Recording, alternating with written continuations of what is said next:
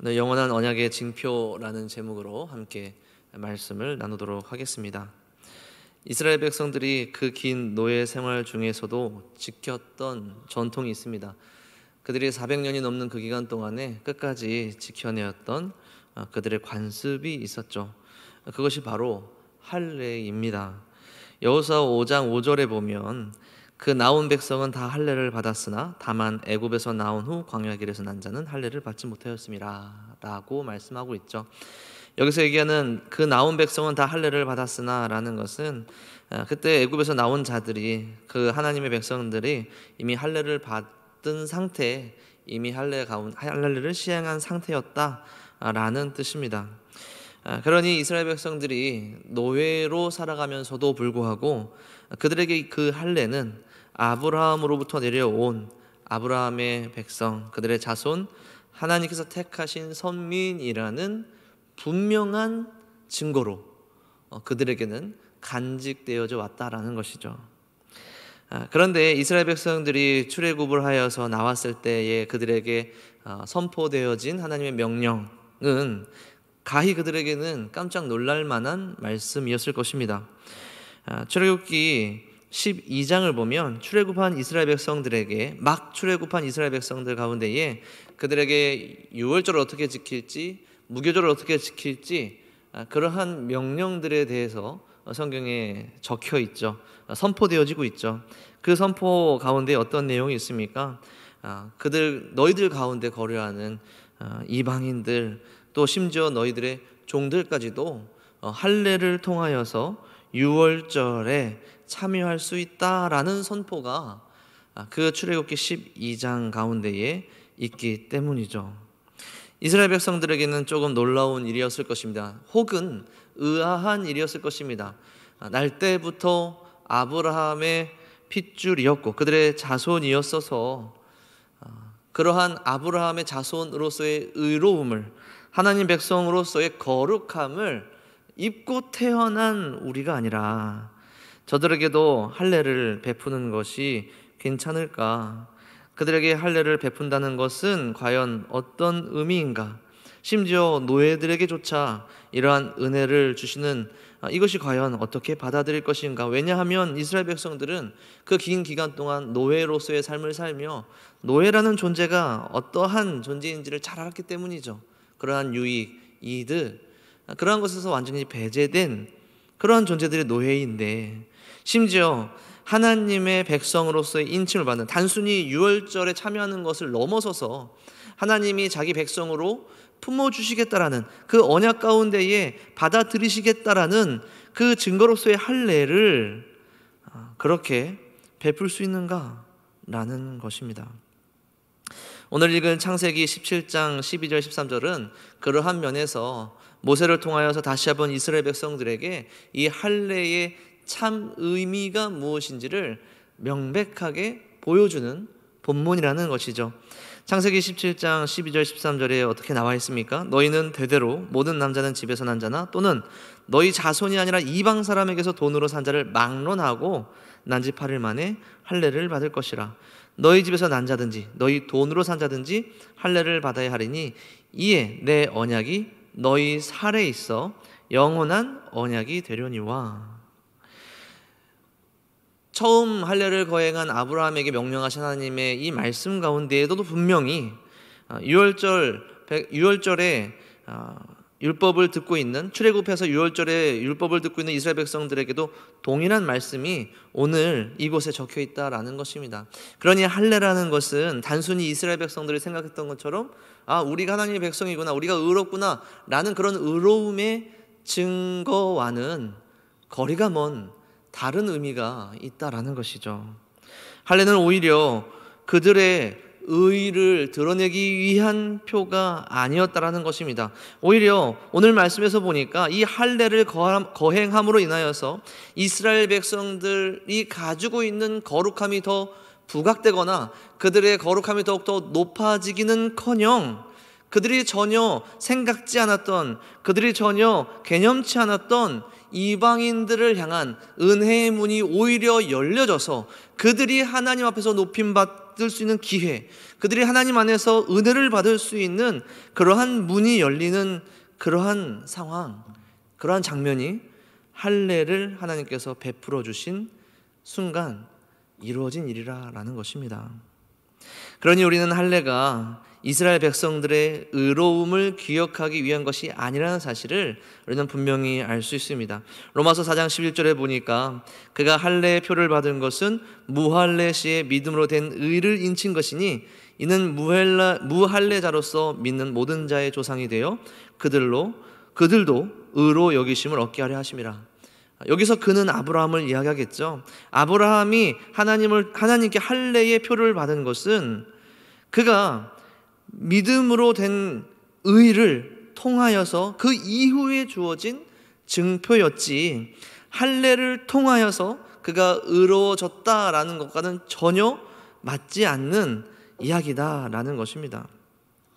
그러니 이 이야기는, 또 할례를 주신 하나님의 그 목적은 아브라함이 의로워서가 아니라 또 아브라함과 함께 있는 그 식솔들, 가족들, 그의 자손들, 그의 종들, 노예들이 의로워서가 아니라 하나님께서 먼저 그들을 의롭다 여겨주시고 영원한 언약을 맺으신 후에 그 영원한 언약을 바라볼 수 있도록 그들의 몸에 직접 남겨주신 증거가 바로 할례였다라는 것이죠.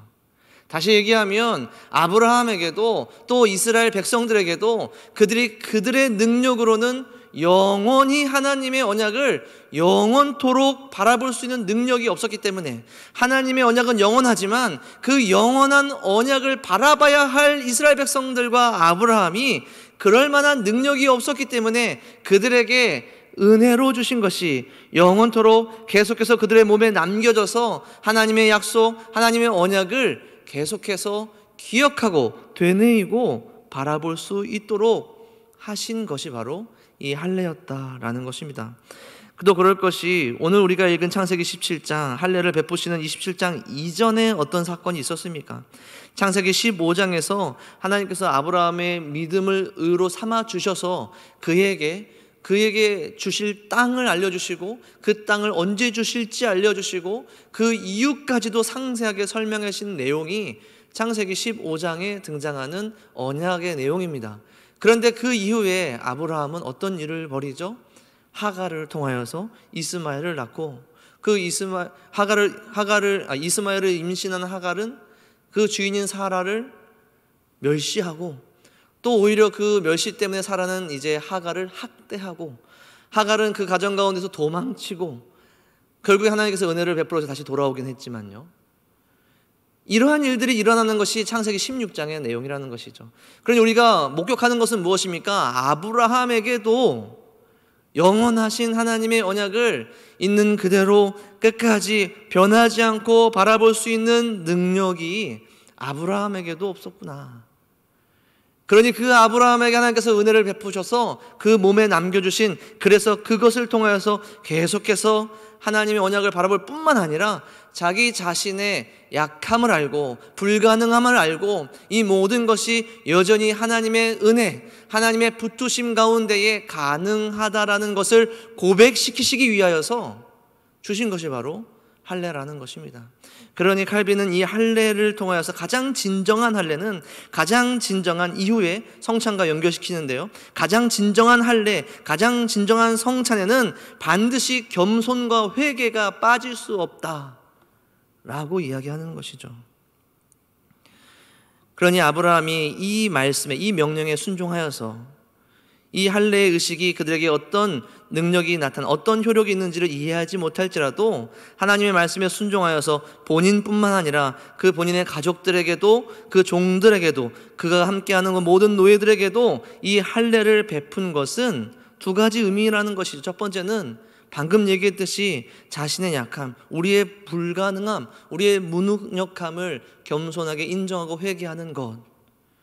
그렇기 때문에 우리의 구원, 우리의 하나님 백성됨, 이 언약은 나로부터 시작되는 것이 아니라 하나님의 약속과 하나님의 언약으로부터 시작되는 것이니, 우리에게 주신 이 할례가 어떤 의미인지는 모르지만 이것의 순종함으로 주시는 유익과 은혜가 나와 또 모든 가족들, 공로가 없지만 나도 물론이거니와 모든 자녀들 또 그들의 노예들까지 아무 공로가 없지만 이 말씀에 순종함으로 하나님께서 우리에게 약속하신 예비하신 유익과 은혜가 분명 우리 가운데에 있겠다라는 믿음으로 이 할례를 행했다라는 것입니다.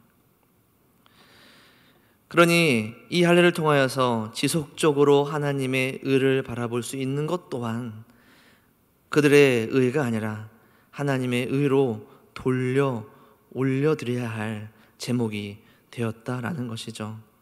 사실은 이러한 언약의 증표들, 이러한 증거들을 지금만 주셨던 것은 아닙니다.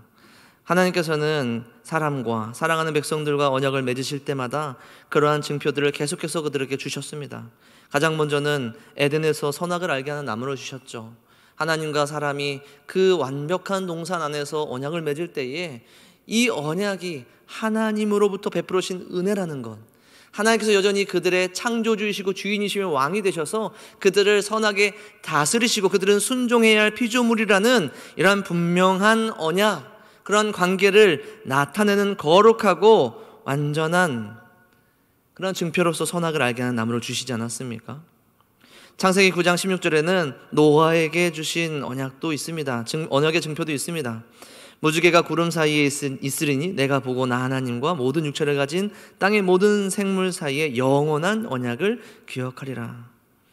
하나님과 인간이 맺은 이 영원한 언약을 기억하기 위해 무지개를 볼 때마다 나도 너도 이 언약을 기억하라고 그 증표 무지개를 주신 것이죠. 그러한 면에서 오늘 창세기 10장 13절에 다시 한번 그것을 얘기하는 것입니다. 너희 집에서 난 자든지 너의 돈으로 산 자든지 할례를 받아야 하리니 이에 내 언약이 너의 살에 있어서 영원한 언약이 될 것이다.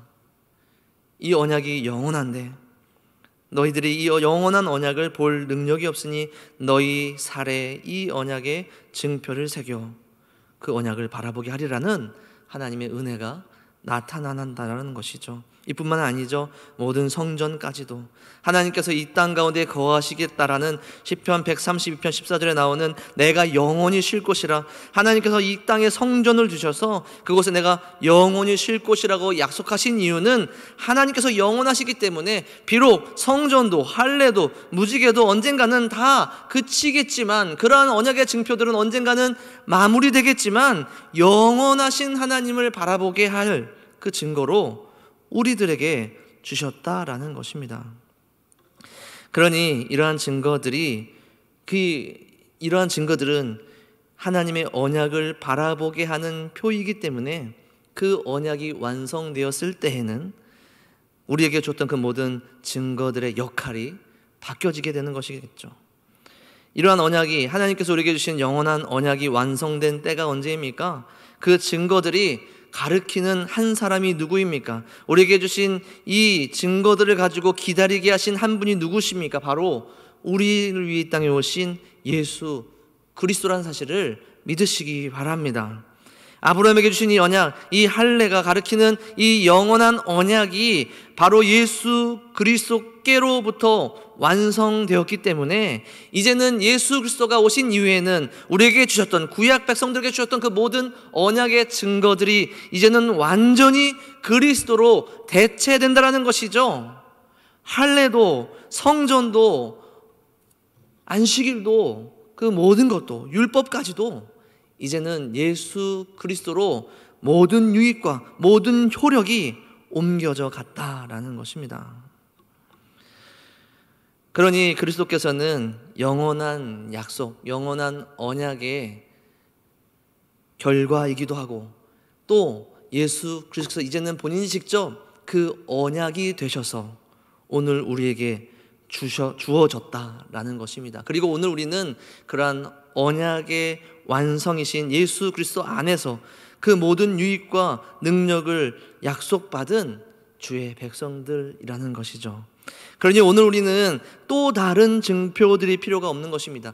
또 다른 구약의 증거들이 우리에게는 효력이 없는 것입니다. 우리에게는 조그마한 유익이 남아있을지라도 이제는 그 모든 유익과 효력이 그리스도 안에서 충분하기에 이제는 우리는 더 이상 그 구약의 증표들 안에 머물러 있지 않아야 한다라는 것이죠.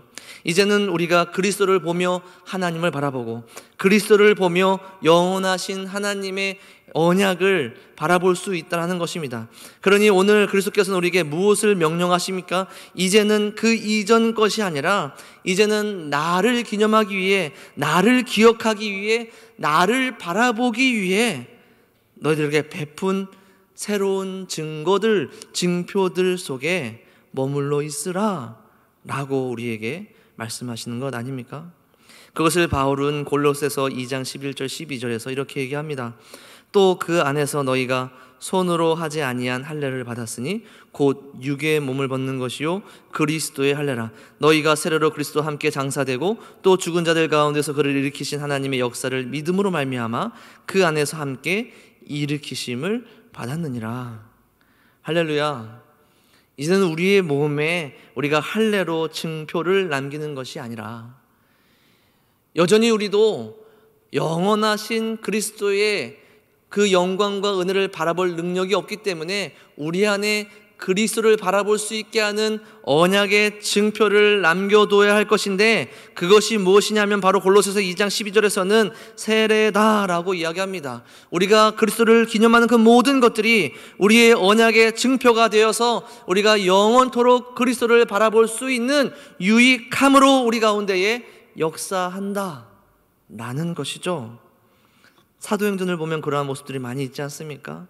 그 안에 명령하신 성찬과 세례들, 믿음의 고백은 개인으로부터 시작되지만 그 열매는 성찬과 세례를 통하여서 가족과 공동체 안에서 열매를 맺었습니다. 마치 아브라함이 가족들에게 할례를 베푼 것처럼요. 그들에게 공로가 없으나, 그들에게 의로움이 없으나 하나님께서는 그리스도를 기억하라고 주신 이 모든 성례를 통하여서 모든 백성들을 자기 품 안에 품으시고 그 유익을 우리는 이해할 수 없지만 신비로운 은혜를 그 가운데에 허락하신다라는 것입니다.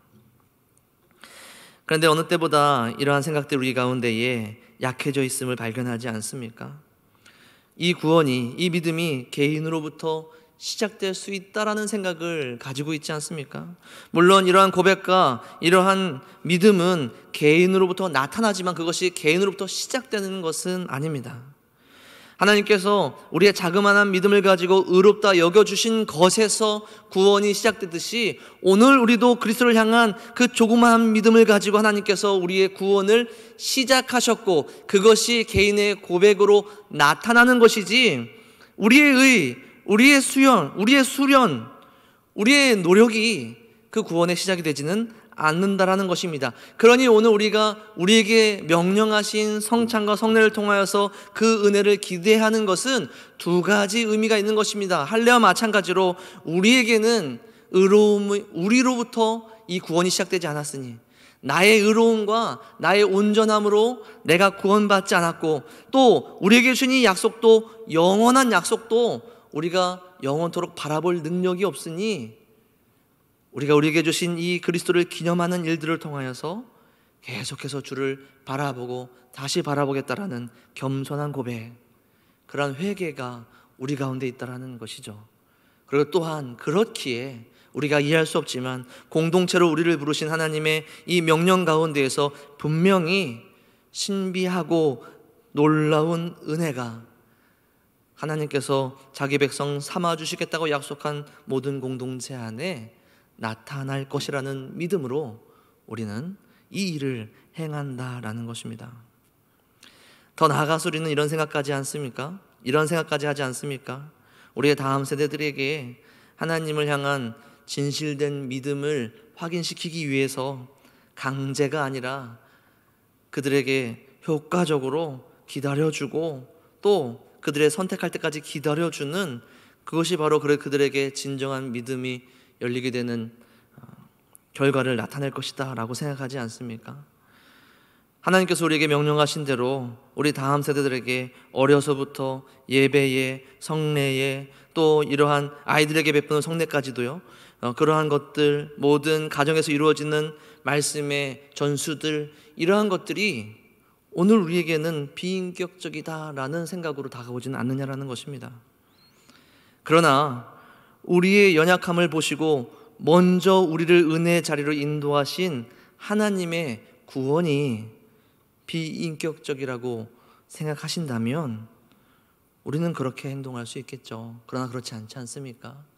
우리의 연약함을 먼저 하시고 우리를 구원하시며 우리의 의로움 때문이 아니라 우리를 의롭게 하시려고, 우리를 구원하시려고 우리에게 수많은 구원의 역사를 이루어 주시고, 또한 그 언약을 맺으신 이후에도 우리를 그 언약 가운데 붙들기 위해서 수많은 언약의 증표를 주신 하나님이 비인격적인 것은 아니지 않습니까? 그러니 오늘 우리도 우리의 공동체와 우리의 가족과 우리의 자녀들을 위하여서 하나님과 같은 인격적인 언약 안에 있는 그러한 신앙의 전수를 해야 되지 않겠느냐라는 것입니다. 다시 오늘 본문으로 돌아가서 보면 아브라함을 통하여서 아무런 의도 찾아볼 수 없는 그들의 자식들과 식솔들, 심지어 그들의 종들까지도 하나님께서는 할례를 베풀라라고 말씀하고 계십니다. 이것은 구원이 한 개인의 소명으로 시작되는 것이 아니다라는 것을 분명하게 이야기합니다. 우리의 믿음의 고백에는 언제나 하나님의 부르심으로 우리의 구원이 시작되었다라는 겸손한 고백이 포함되며, 그 고백은 하나님의 능력이, 하나님의 은혜가 아무런 의도 없는, 아무런 보잘것없는 나뿐만 아니라 우리 공동체 안에서도 그렇게 열매 맺게 된다라는 믿음이 담겨 있다라는 것이죠. 우리들의 자녀를, 우리의 가족들을, 우리의 사랑하는 공동체를 하나님께서 약속하신 언약의 자리에 이끌어서 우리가 이해할 수 없지만 그 풍성한 은혜를 얻게 하는 것은 우리에게 더 이상 고민할 일이 되어서는 안 될 것입니다. 또한 우리가 다음 세대들을 교육하고 또 그들의 성장을 위해서 노력하는 모든 것들의 목적이 그들의 자발적인 선택을 위해서가 되어서는 안 될 것입니다. 우리의 교육과 우리의 양육의 목적은 그들이 하나님의 은혜가, 그들이 하나님의 사랑을 깨닫기보다 훨씬 이전부터 그들 안에 이미 존재했다라는 것을 전해주는 것, 그것을 선포하는 것이 오늘 우리가 해야 할 양육일 줄로 믿습니다. 말씀을 맺도록 하겠습니다. 할례를 포함하여서 수많은 구약의 언약의 증표들은 하나님의 언약을 바라보게 하였습니다. 그리고 결국 그 언약은 그리스도 안에서 완성되었죠. 그리고 다시 우리는 그리스도를 바라보게 하는, 그리스도께서 직접 제정하신 수많은 언약의 증표들 가운데 살아가고 있습니다. 그 증표들을 우리의 가족과 우리의 공동체 안에 품고 그들을 우리의 성찬과 세례와 예배와 양육 안에서 선포되어지는 그러한 믿음이, 그러한 하나님의 은혜가 선포되어지는 그러한 사역들이 오늘 우리 사랑하는 동산교회 안에 충만하게 나타나기를 간절히 소원합니다. 그래서 우리도, 우리의 다음 세대들도, 우리의 사랑하는 모든 가족들도 이러한 공동체의 영적인 회복 가운데에 그리스도의 영원한 언약을 그 은혜 가운데서 영원히 바라볼 수 있는 주의 백성들이 되기를 간절히 소원합니다. 함께 기도하겠습니다.